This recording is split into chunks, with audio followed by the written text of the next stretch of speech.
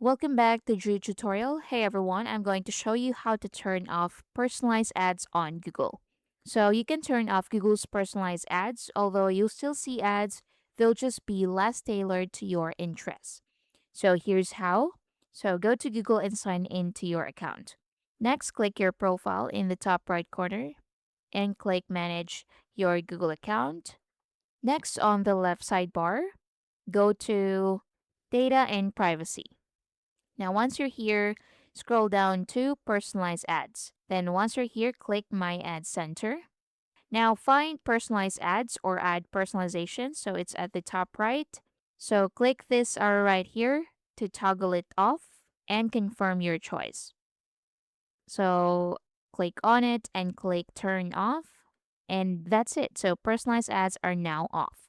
So, it says here it may take a little while for this change to take effect. You can reload the page and see if it changed already. So, keep in mind that turning off personalized ads does not eliminate ads entirely.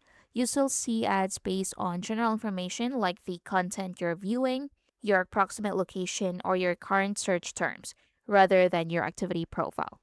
And that's basically it. Thank you for watching.